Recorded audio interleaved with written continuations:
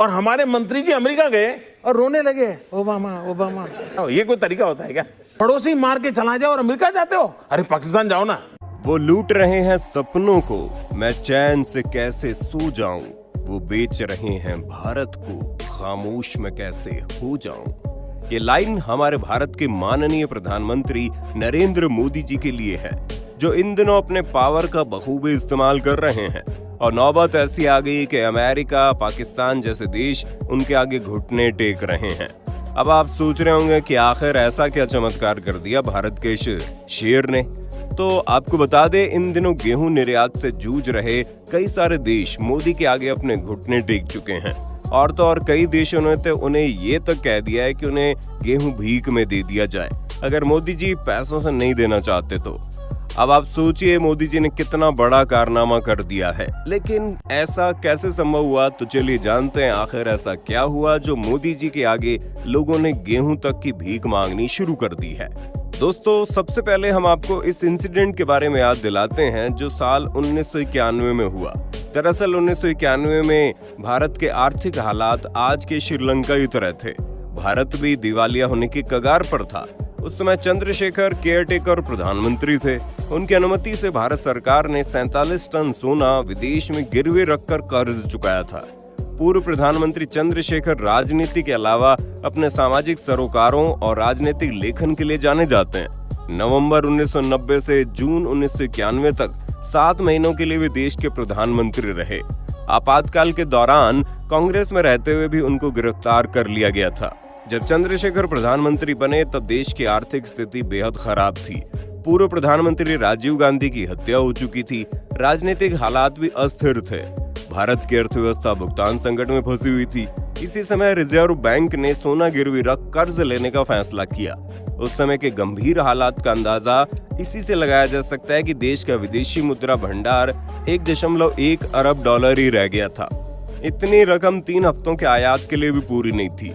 और आज मोदी सरकार के अंडर में एक देश नहीं बल्कि कई सारे देश भारत से रिक्वेस्ट कर रहे हैं कि मोदी जी गेहूं निर्यात पर से बैन हटा दो, और इसमें हमारा पड़ोसी मुल्क पाकिस्तान भी शामिल है। बेशक उसका नाम सामने नहीं आया, लेकिन पीठ पीछे वो भी इस परिस्थिति से गुजर रहा है।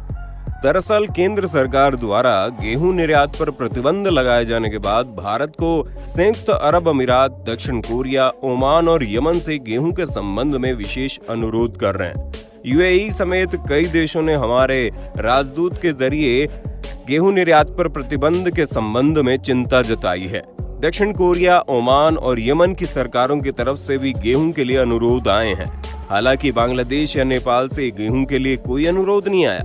बांग्लादेश भारत के कुल गेहूं निर्यात का आधा हिस्सा लेता है। रूस यूक्रेन युद्ध के कारण विश्व बाजारों में गेहूं की कमी की वजह से इस साल भारत से होने वाले निर्यात की मांग में इजाफा देखा गया। निर्यात के लिए गेहूं का प्रवाह रोकने का ये फैसला 2022-23 सीजन के 1.95 करोड़ टन के संशोधित लक्ष्य तक पहुंचने के वास्ते खरीद के संघर्ष के बाद आया। ये लक्ष्य 4.44 करोड़ टन के मूल खरीद अनुमान से लगभग 56% कम था। खरीद में इसीलिए गिरावट आई क्योंकि किसानों ने अच्छे दामों की चाह में अपना गेहूं निजी व्यापारियों को बेच दिया, जो राज्य द्वारा निर्धारित 2015 रुपए प्रति क्विंटल के एमएसपी से अधिक था। लेकिन सबसे अहम और जरूरी बात यह है कि अंतर्राष्ट्रीय मुद्रा कोष यानी IMF भीख मांग रहा है। जी हाँ, आपने सही सुना, IMF भारत के सामने भीख मांग रहा है, वो भी गेहूं के लिए, कि मोदी जी थोड़ा सा गेहूं पैसों से ना सही तो भीख समझ कर दे दो। वैसे ये भी बहुत रोचक बात है, और ये वही IMF है जिसने मनमोहन सिंह के राज में भारत की आर्थिक संप्रभुता को गिरवी रख दिया था। पर ऐसा हो क्यों रहा है? ऐसा क्या हुआ कि IMF भारत के आगे करबद्ध खड़ा है? और आखिर IMF क्यों दुनिया का पेट भरने के लिए भारत से भीख मांग रहा है? ये वास्तव में एक महत्वपूर्ण अवसर है कि IMF विश्व व्यापार संगठन और पूरी पश्चिमी दुनिया भारत की ओर मुड़ रही है। अब न सिर्फ वो भारत को विश्व गुरु मानने लगे हैं, बल्कि गेहूं अनुपलब्धता के वैश्विक संकट से उन्हें बाहर निकालने की गुहार लगा रहे हैं। IMF इस वक्त घुटनों पर है और अब भारत से गेहूं निर्यात को फिर से शुरू करने के लिए भीख मांग रहे हैं। हालांकि नई दिल्ली इस पर अडिग है।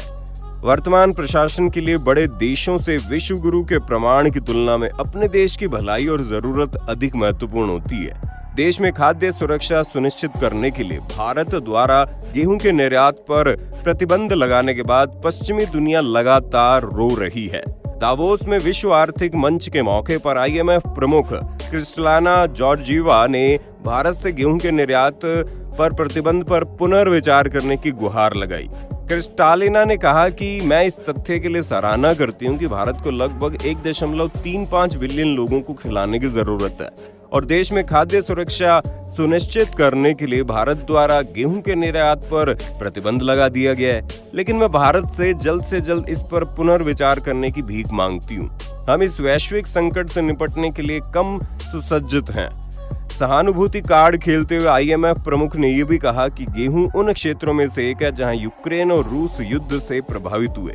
इसलिए इस संकट की समाप्ति इस बात पर निर्भर करती है कि भारत कितना निर्यात कर सकता है और उसके इस प्रतिबंध का महत्वपूर्ण प्रभाव हो सकता है, खासकर यदि निर्यात मिस्र या लेबनान जैसे सबसे गंभीर रूप से प्रभावित देशों को है, जहां हम न केवल भूख का जोखिम देखते हैं बल्कि सामाजिक अशांति और वैश्विक स्थिरता पर प्रभाव का जोखिम देखते हैं। लेकिन अब जब IMF भारत से गेहूं की मांग कर रहा है तो पाकिस्तान अब IMF से गेहूं लेने की बात कर रहा है, यानी वो भारत के सामने सीधे तो नहीं आ सकता, तो IMF के जरिए वो गेहूं लेने की सोच रहा है। ऐसे में मोदी जी भी अपने बात पर अटे हुए हैं, पर हमें तो लगता नहीं कि इन्हें गेहूं देने वाले हैं। खैर जो भी हो, आपको एक और इंसिडेंट याद दिला दें कि कुछ समय पहले जब गेहूं की काफी ज्यादा भारत में किल्लत हो गई थी, तब इन्होंने अमेरिका से गेहूं लेने की मांग की थी, वो भी अच्छे खासे पैसे देकर। उनसे कोई उधार नहीं लिया गया था। तब उन्होंने सुअरों को खाने वाला गेहूं भारत को दिया था। अब आप सोच सकते हैं वो समझ रहे होंगे कि भारत कितना गिरा हुआ देश है, लेकिन उसकी सोच अब उस पर ही भारी हो चुकी है। वैसे मोदी जी के लिए एक लाइक तो बनता है, क्योंकि वो लोगों को सही राह दिखा रहे हैं। हालांकि सबसे अहम और आखिरी बात, पिछले एक दशक के दौरान किसानों की आत्महत्या के हजारों मामले सामने आए हैं। अधिकतर किसानों ने कीटनाशक पीकर तो कुछ ने फांसी लगाकर अपनी जान दे दी। किसानों पर सबसे अधिक मार बेमौसम बारिश और सूखे से पड़ती है और कई बार दाम गिरने से भी इनकी कमाई पर असर पड़ता है। तो दोस्तों, आपको क्या लगता है, मोदी जी का ये फैसला सही है या गलत? अगर देखा जाए तो ये सही है, क्योंकि साल 1991 में भारत को गेहूं की काफी किल्लत हुई थी।